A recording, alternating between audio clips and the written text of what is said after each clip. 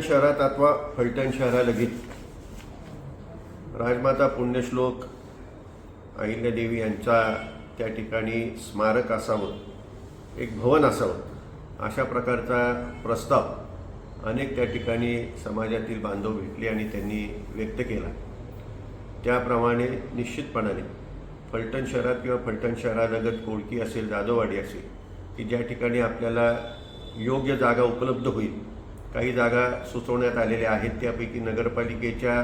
मालकीची, नगरपालिकेच्या हद्दीतली एक जागा आहे आणि त्याचबरोबर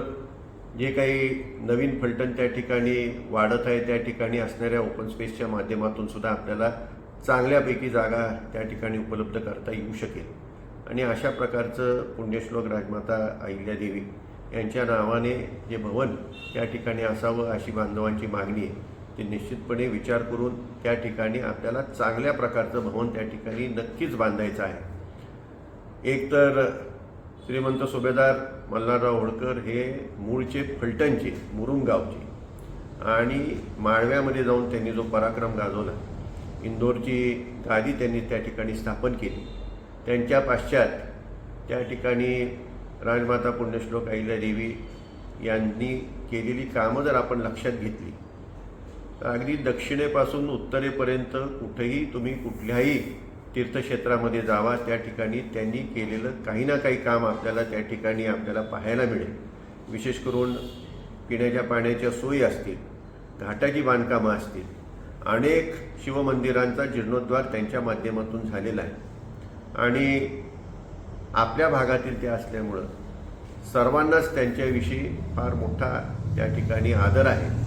आणि आपल्याला आपल्या भागातील व्यक्तीचा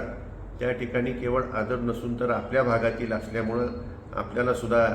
त्याचा मोठेपणा आपोआपच मिळत असतो आणि त्यामुळं साहजिकच त्यांच्या नावाचं एक चांगल्या प्रकारे स्मारक आपल्या फलटणमध्ये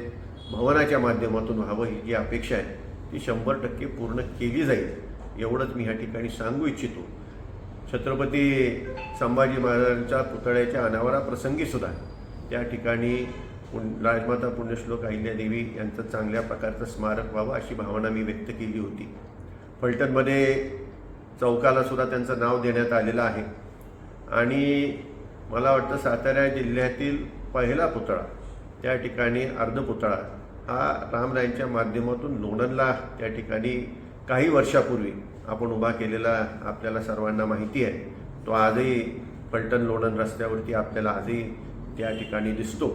आणि निश्चितच हा फार मोठा अभिमान आपल्या सर्वांना ह्या होळकर घराण्याविषयी आहे